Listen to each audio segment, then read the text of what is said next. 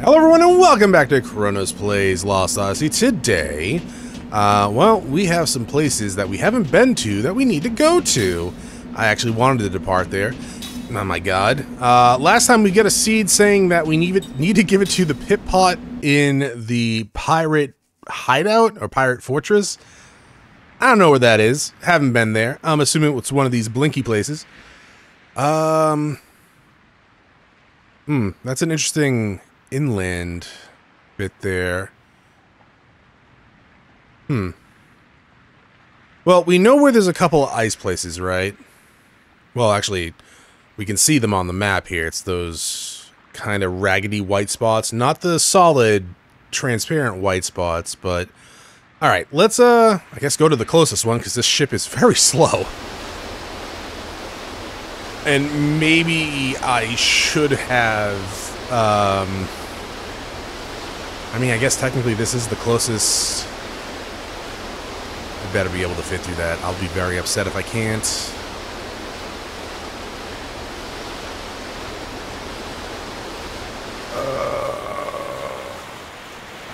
Beep, beep, beep, beep. So gotta go around. Gotta go around. I like the idea of this ship, to be quite honest, but I would really like it to go faster. Okay, so what they should have done here, make this ship go about as fast as... What are you talking about? Okay.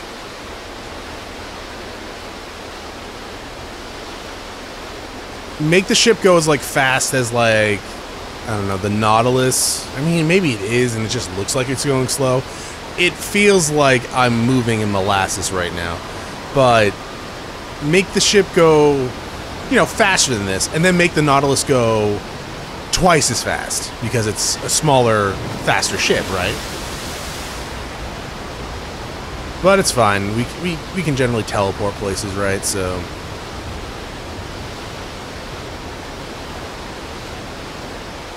Definitely will make sure I teleport to a closer place up north.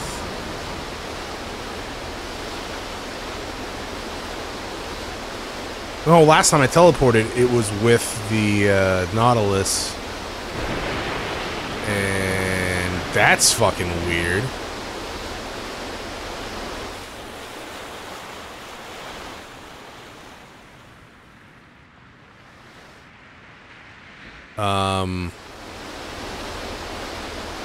Launch.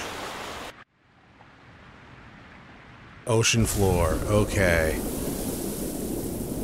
Interesting. Sure. Surface. Turn around.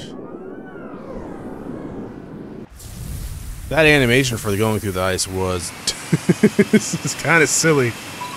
Land, land. Temple of Enlightenment. Well... No. I mean, I'll go in there and then leave. I want to find the pirate fortress. Hideout. Whatever the fuck it's called. So, we'll go in there, we'll make sure we have the telepad. It looks like that Kent place. But Kent's apparently destroyed. Or something.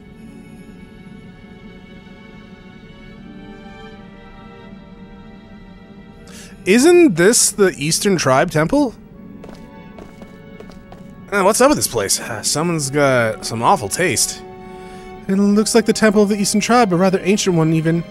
I can feel the spirit magic in the air. Mac, what's wrong? I'm not sure. I feel like it's like someone's calling to me or something from deep inside. Oh, that's always a good sign. Huh? I don't hear anything. You sure you're okay? Yeah, but something just doesn't feel right. It's like electricity flowing through my body. Keep moving.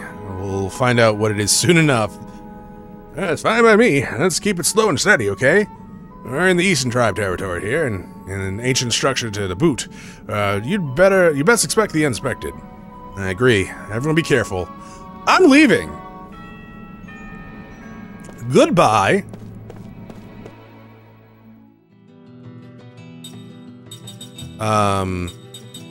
Is there any way I can just go back to my ship? Here, I guess. Right, because last time I teleported, it didn't bring the white boa with... Boa? Noah?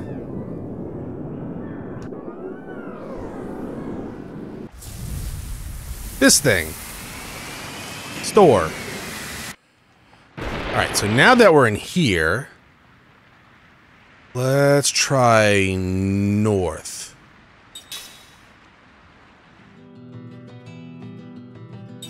So, is there anything norther than this?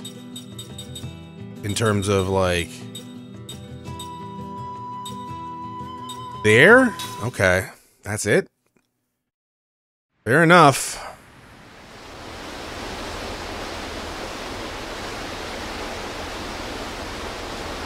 Man. This is actually, I think, slower than Suikoden and 4's boat.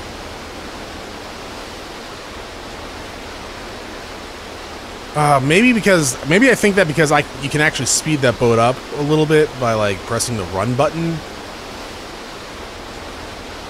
I don't know.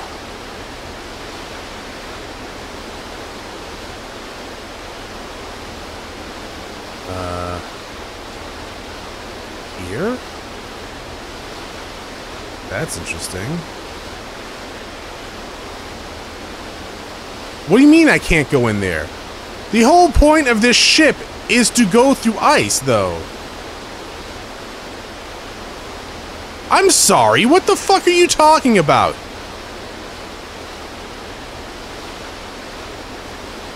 Oh, that lower ice. Okay. Sure. Lower ice. Land. Pirate Fortress! Alright.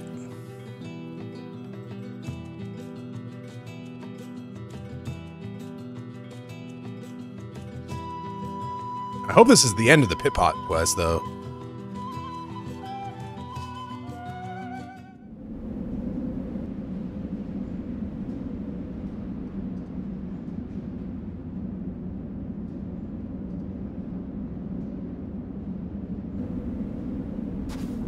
Hello?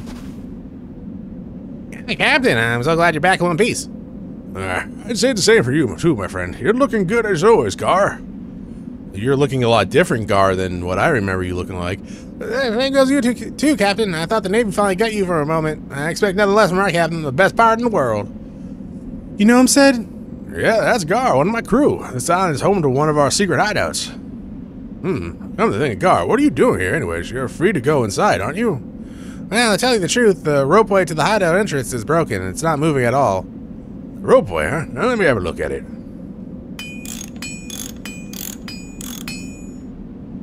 Yeah, that should fix it. Oh, well, that's our Captain. Finally, I can get some warmth. Thanks so much. Oh, come on, pirates don't let a little heat or cold bother you. Where's the rest of the crew, though? Well, I'm the only one back here as of yet. The Navy was awfully persistent this time, so they're probably all dead.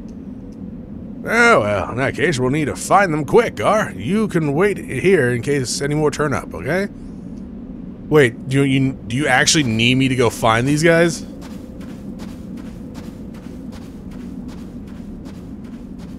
Why is there a Star Wars spaceship here? Whee!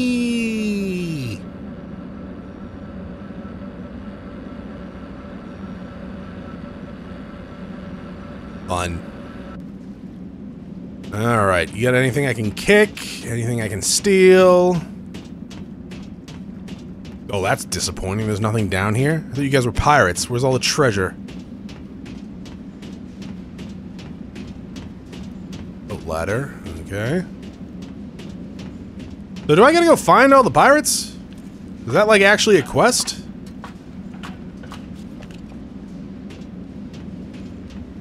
I mean, fair enough, I guess, but how many are there? 2, 3, 4. Put that body on the floor. Robin time. Master Thief tools. Seed. I should see how many of those I have, actually. I feel like I've gotten a few of those recently. How many seeds have I given to the dude? I think it's 80, right? Or over 80? Goddess medicine. Goddess-tastic.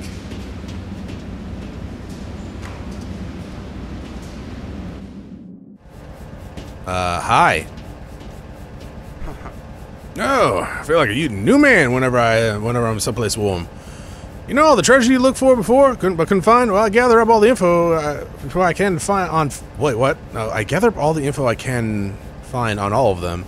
I got some info on our missing buddies, too, but what do you want to hear first? Treasure? Heard a rumor about a cave treasure in Tosca. Okay. Are you just gonna give it one at a time? Sure. Interesting. So there's a treasure in Tosca. Hey, quit rummaging around over here. Oh, hang on. Well, so this is where it was. What's that? Here's a tool I made to repair those tiny out-of-the-way places. I lost it somewhere. You've always been a pretty handy guy, haven't you? Oh, Mama, don't give me that. This workshop is better stocked than the research labs in most nations, if I say so myself. For example, with these tools and devices, I could whip up a magic power locator just like that. And here it is. There isn't any reflective interference anymore, so it should be a great deal more accurate. We can find treasure on the seabed with this, baby. Magic locator upgraded to 3. Cool. Was that shining? Sorry, one second.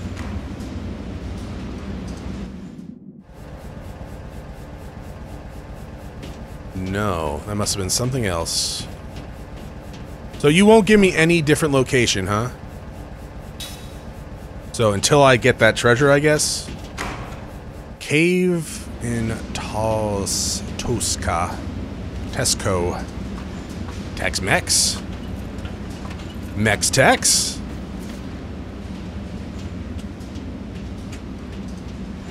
I do like the look of that ship. I really do, but it does look like it's stuck here.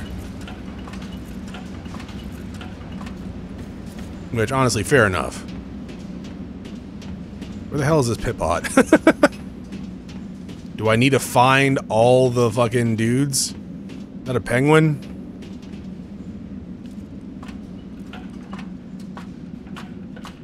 No, get the fuck over here. Where are you going?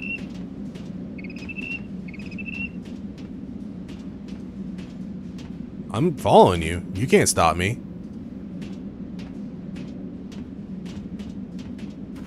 Oh, there's a thing? Oh, there's the Pipbot. Music scores 9. Very excited. It wants the puffy seed. Here you go. Bracelet of efficiency. Thank you. I'll check that out in a second. I had 81. And now I have 86. Hello. I'm back here. Alright, cool. So we got a new music score, which I guess we'll go do in a second. Bracelet of efficiency. MP conversion. Reduces MP used by skills and magic. Okay, thank you. I should probably have my mages learn that first. Sure. There you go. Not like that's really been a problem. But I like the idea of that, and depending on how much it reuses and recycles, there's a penguin up there as well. Then should be pretty good for the melee guys, right? Oh, there's a bunch of penguins. Oh my god, is that it? There's probably more once I find everyone. So I guess we'll go. We'll do the music score first, then we will go to Tosca. Tosco and find the cave treasure, and then we'll go to Goatsy and find the pirate. Now, when you say Goatsa, is it the refugee camp or the destroyed place? I mean, probably the destroyed place, because you didn't say refugee camp, right? So that's probably right. I really wish there was a quick exit button, but it is what it is. What game had that? Press triangle, you just go to the last screen. It was a PlayStation game. Oh, Romancing Saga. 2 and 3, I think. I should save. Did 3 have that? 2 had it.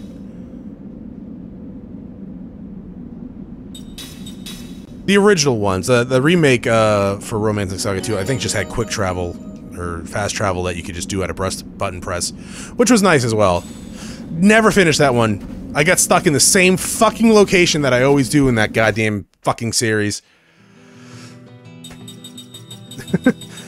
That's one of the reasons why I didn't do an actual series of it, because I was like, oh, I could probably do a series of this. And I'm like, every time I've tried to beat Romancing Saga 2, I get fucking stuck on the last fucking big boss, and I can never make it past there, no matter what I do. And this fucking one had difficulty settings, right? The new one, and I lowered it, and I still couldn't do it. So I was like, you know what, fuck it. I'll come back to this eventually. This is the only cave here, right? No, there's a cave up above. Okay.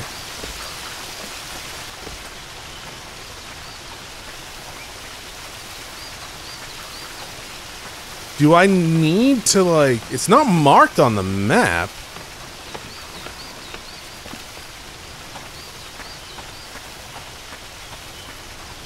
Okay. Do I need to talk to someone? I kind of thought, for some reason, it would just tell me...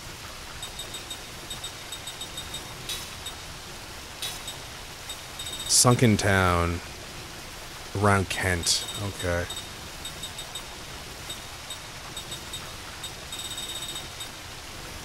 I don't know what these are. Like the icons.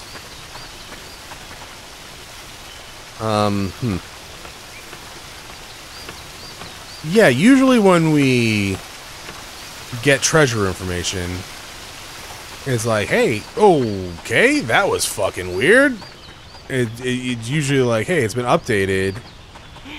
And then there's a mark on the map. So I kind of thought he was going to do that.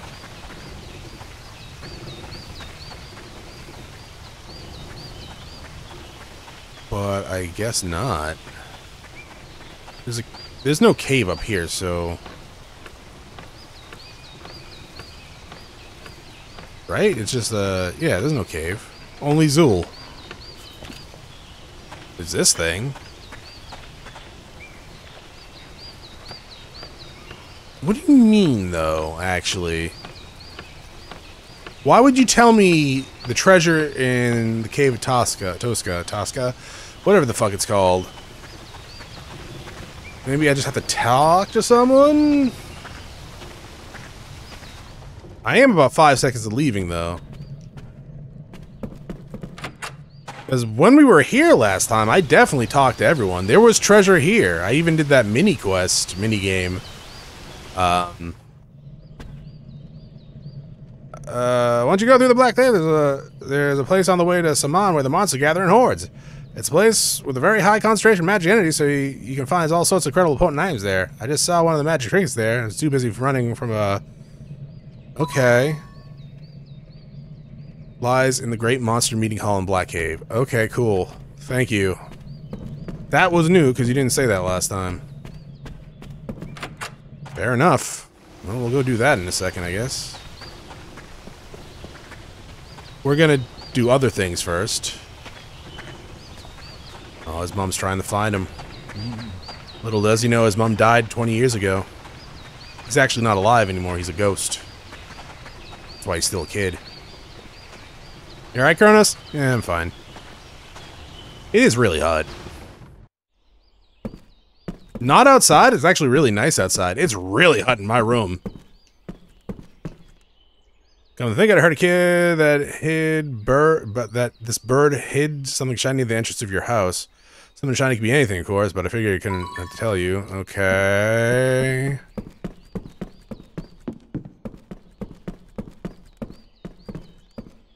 Okay, that's a mini quest girl. I'm not gonna talk to her because I don't want to do a mini quest.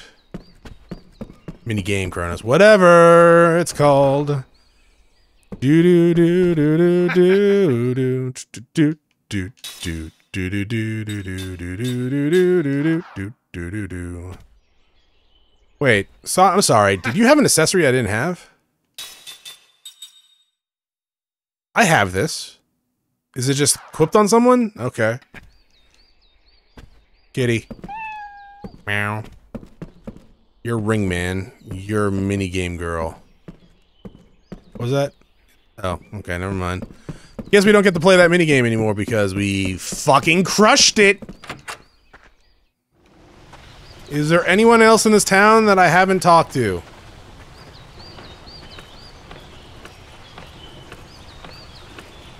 The answer is no. Okay.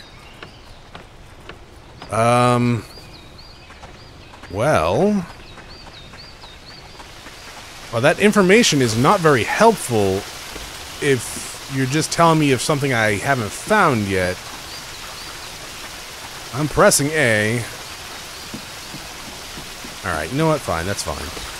Let's go to Numara and,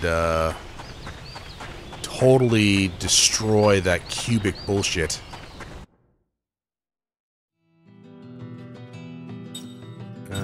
City of Numara.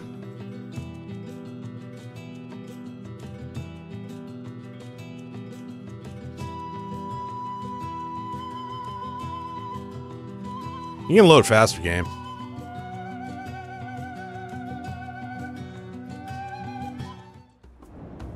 Alright. How insane is this one gonna be? The last few have been kind of insane. Number 9. Oh, okay. Yeah, okay. RERDRCDEGABFEDEBAGECCDEARED. And well, we can just do this first. Those are 4, right? Yeah. So play that while I'm typing with one hand on my phone, making things rather difficult. Okay, okay, here. Let's just do this first. There we go. There we go. Confirm. While that's loading. Alright.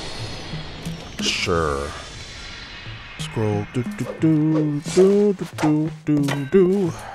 There it is. Okay. So R, which is rest. EE. R.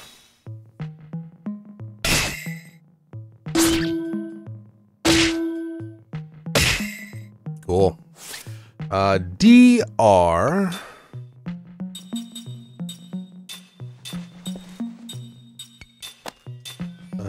CD's nuts.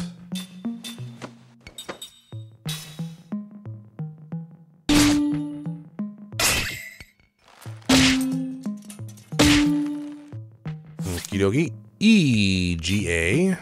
E. G. A. B.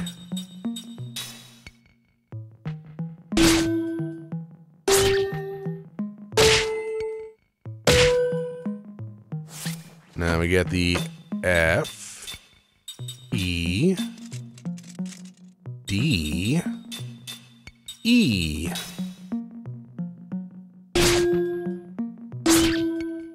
I mean, I could have wrote these down instead of Googling it. But this is just faster. B... A... G... E.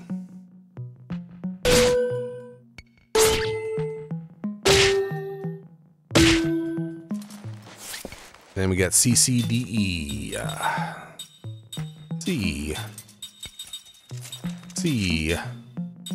D. E. Almost there. One more.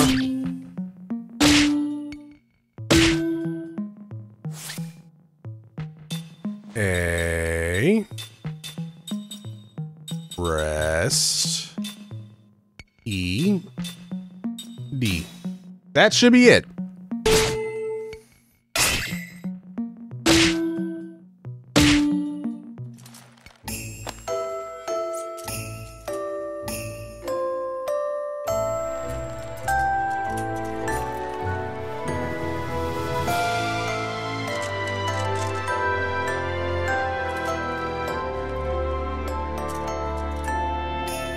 Good song.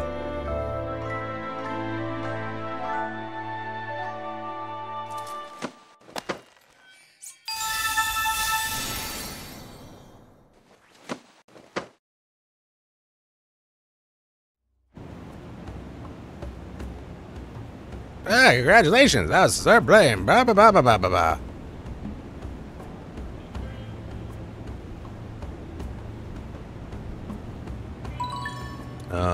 Sundrick glasses. See you later. Alright, that was not an accessory. That was a valuable... Sundrick glasses here. Glasses that reveal unseen treasures. Treasure chests. Oh. Alright. Fine. What do you mean, unseen treasure chests? Alright, it's fine. It's fine. Let's go find the pirate dude. Unseen treasure chests. Where is... I mean... So yeah, here? Anyone with a bandana, right?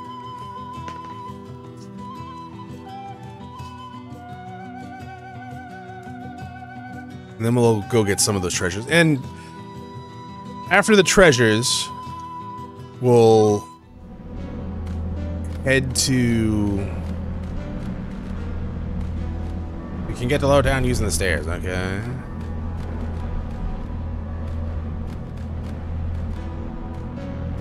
Huh. It's interesting that this is the starting point here. Wasn't there another way out of here?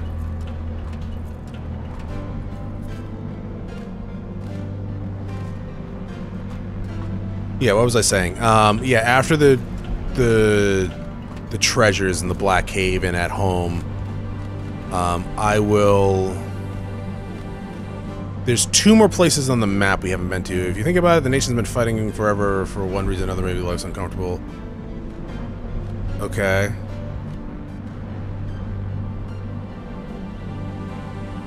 Oh, treasure lies in Terrace Cave. Motherfucker. God damn it. Does this... It's a dog. Hello, Bow Wow. Whatever happened to little Bow Wow, actually?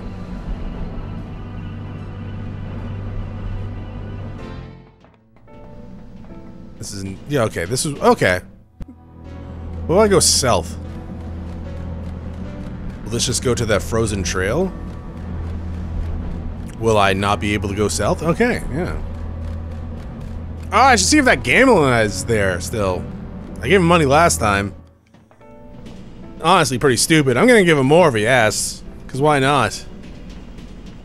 Oh, where are we going? That is unfortunate. Please just bring me back down there. I don't want to walk all that way again. I'm begging you.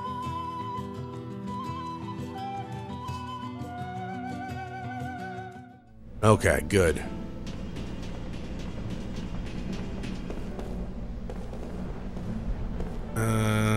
Anyone a pirate? Hey, hold on, you can't go that way. You saw that building that collapsed in. Alright, sure. Is there anyone a pirate over here? I'm assuming you'll look like a pirate, and maybe even talk like a pirate. Oh, hello. Oh, memory? Aren't you the immortal who... whatever, I don't care about anything anymore. All my friends are gone, unless I took all those who didn't meet their end in the Highlands of Wool. If you really are immortal, won't you go to the Highlands of Wool and bring back the keepsake of the Kent? If I had that in hand, I could at least feel that their deaths were worth something. What, you aren't actually gonna listen to this guy, are you? You're gonna have to let go, aren't you? There was a massive landslide in the Wool. The battlefield's completely buried in mud. Maybe someone took whatever it was you were looking for during the battle. If that's the case, it's impossible to track down. Besides, what happened was not your fault. Gongora's the one to blame. Him and his unstable grand staff. You should stop thinking about it. So go to the battleground of Wool. Okay. I thought we were going to get a memory for a second. I'm like, oh, we almost made the episode without getting one. Alright, where the fuck is the pirate? Are you the pirate? You? That's a child, Chronos. No, it's not. It's an old woman. Oh, I had a letter for you. Oh my god, I black belt. Haha. People say it takes years of training. How wrong they are. Okay. Black belt. In Final Fantasy VI, it, like, allowed you to counterattack. Counter up. Increase counter rate. You're right. Well, I should probably actually get that on. There you go.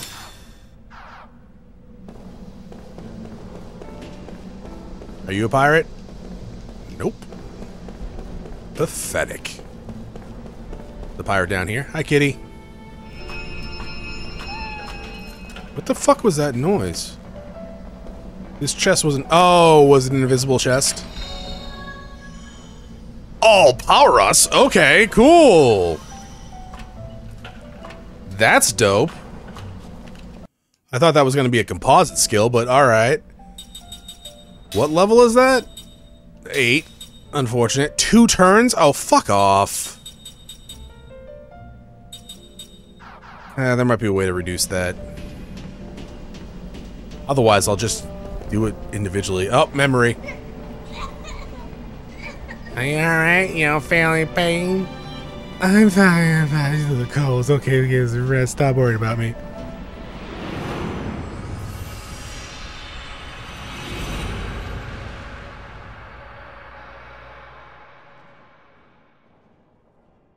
Almost. The ranking of lives.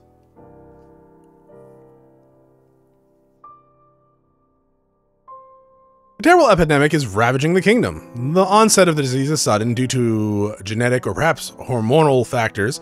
It strikes only male. The victim experiences high fever, a violent headache, and often a swift death. The disease should have does have two hopeful aspects. First of all, once an individual survives it, he need not fear catching again. From then on, he has immunity. Secondly, an extremely effective medicine exists. It's used preventively. If used preventively or in the initial stage of the disease, the drug, a tablet made primarily from a plant that grows on the mountains, almost always results in a cure. Does that mean people can relax in that there is no need to worry?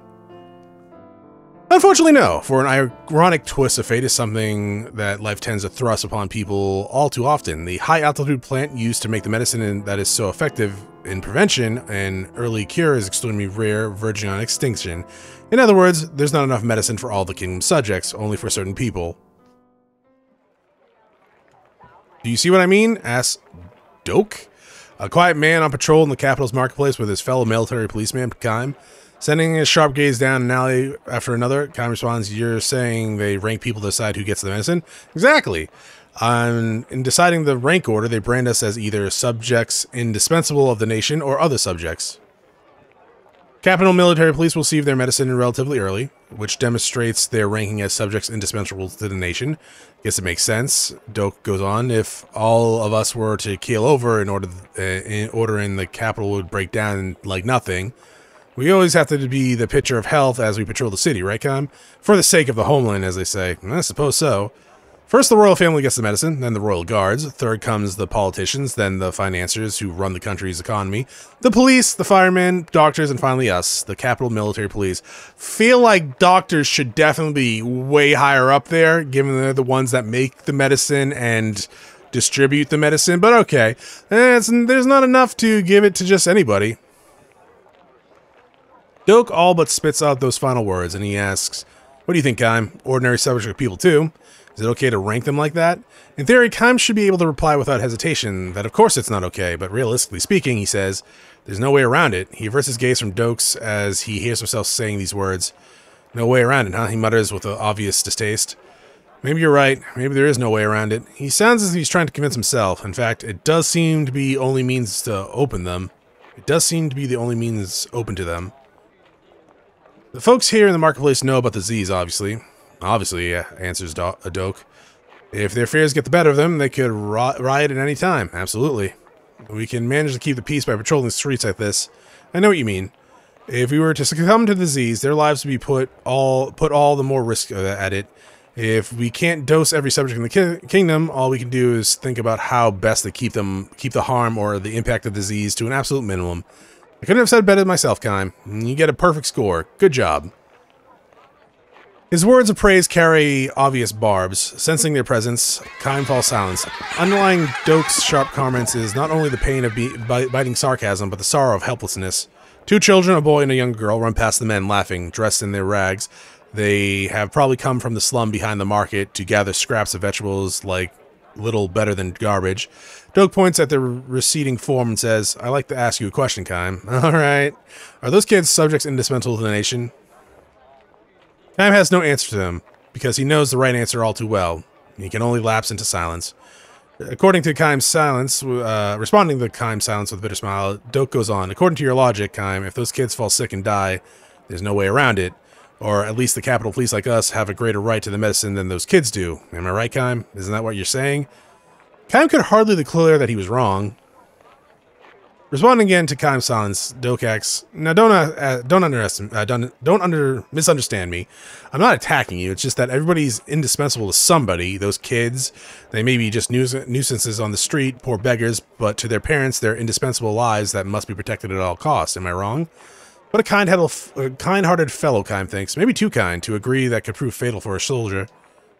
From the direction of the castle comes the sound of the great bell, an emergency assembly signal to the soldiers patrolling the street. Medicine seems to have arrived for them. Let's head back. Doak pipes up, apparently emerging from his gloom. Let's be good boys and take the miraculous medicine that's going to save our lives and protect the kingdom. The sorrow-filled thorns sprouting from his words pierce Kime through the heart. In the following day, when Doak tells Kime of his plan to desert, I'm only telling this to you, Kime.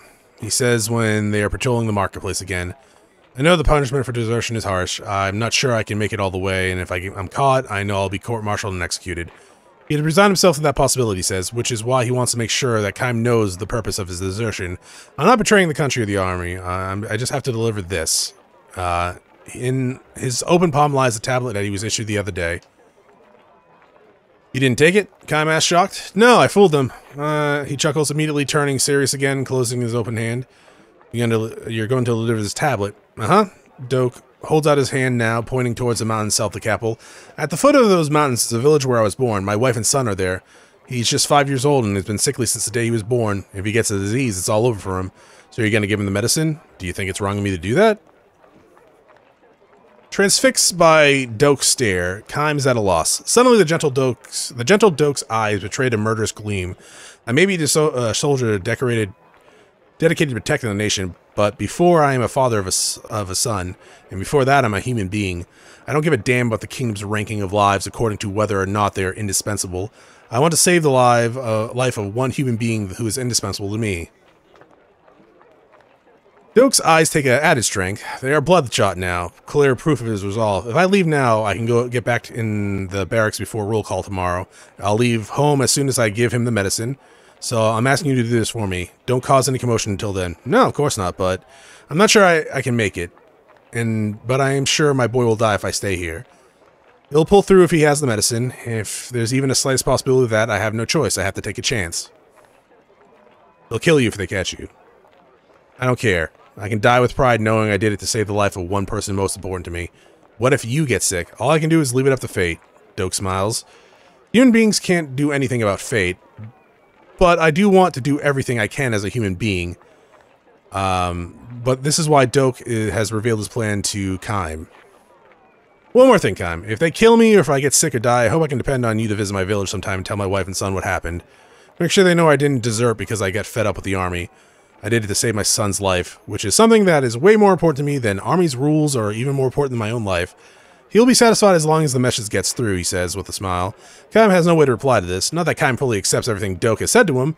He is convinced not so much by the man's reasoning as he is overwhelmed by something that transcends reasoning, the power of life. By the strength and depths of Doke's desire to save a life precisely because it is something that will eventually be cut off by death. Sure. I'm going to make a run for it while we're patrolling the marketplace. I'm asking you to look the other way. Tell them I disappeared on you when you took your eyes off me. Kime do nothing but accept Doke's plea in science. He sees that deep in his heart, in the hearts of those who love finite life, is a place that cannot be entered by those who have been burning irrevocably with life everlasting. Two men reach the far end of the marketplace. All right then, sorry to put you through this. Doke says. He turns towards the exit and is about to plunge into the crowd when it happens. A child comes bounding out of the alleyway. It's the same shabbily dressed girl from the slums who ran past the men yesterday laughing. Today she's alone crying her head off. He looks around with wild eyes, and when she spots Kime and Doke in uniform, she comes running to them. Help, help, what's the matter? Doke asks. She shakes his hand and leads him into the alleyway as if to prevent the surrounding people from hearing what she's about to tell him. It's my brother, she blurts out. He's sick, he's got a high fever, he's shaking all over. We gotta do something or he's going to die. Kime and Doke look at each other. How about your parents? Don't you have a father or mother to take care of them? What parents? The girl retorts tearfully.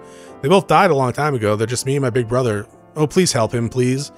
But I was just... Doke mutters fidgetly, ready to run. He looks at Kime with fleeting eyes. Kime kneels down and looks the girl straight in the eye. When did the fever start? Just a few minutes ago. We were leaving to pick vegetable scraps and he fell down. Only a little time passed since the disease struck.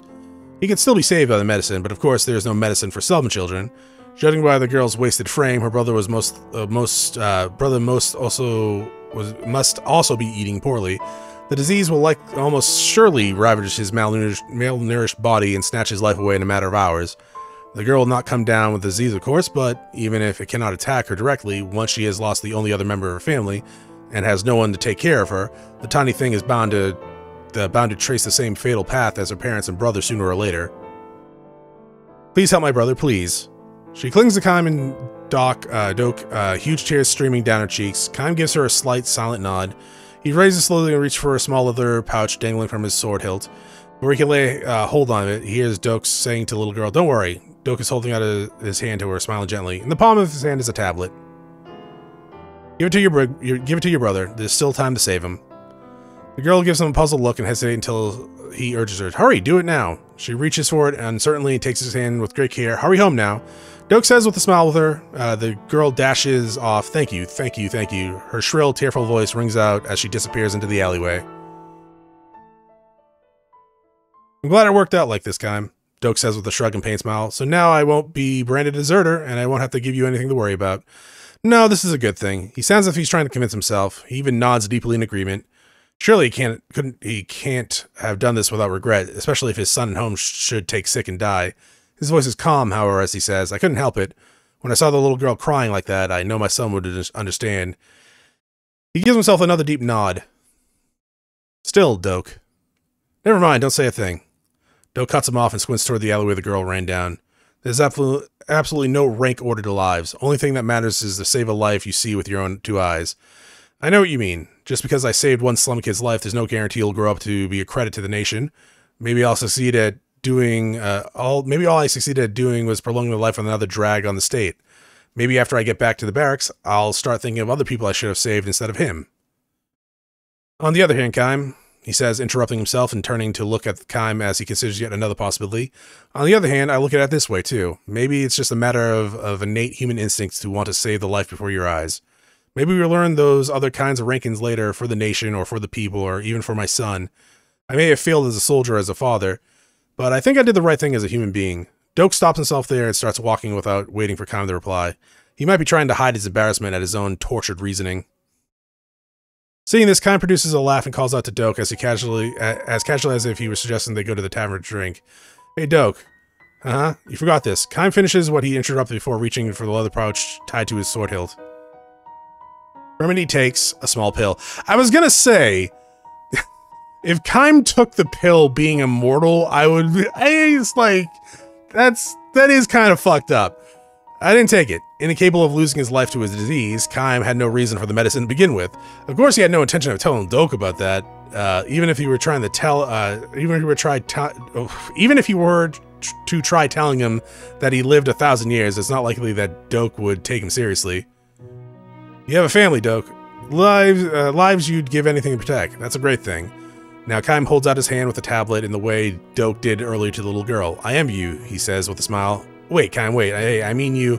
I don't have a family, he says, increasing the depths of his smile. Responding to Kime's smile with a mixture of loneliness and warmth, Kime silently accepts the pill. Well now, would you look at that beautiful sky, Kime says. I think I'll just stand here for a while, looking up at it, not thinking about anything at all. Might be a good time for you to run home to your son. Kime does as he says, looking at the sky. Before long, he hears the sound of footsteps running across the stone pavement. Make sure you come back alive. Kime strolls along, looking up at the sky, till he disappears into the marketplace cloud. The end. Well, that was kind of nice, except for the, the plague. Just ravishing mankind. But, it's cool. Yeah, when they were talking about the pills and how the souls get, I'm like, is Kime gonna take this? Like, I don't know. We'll see where this goes, because I kind of assumed he wasn't gonna take it, given he's immortal. But, you never know, right?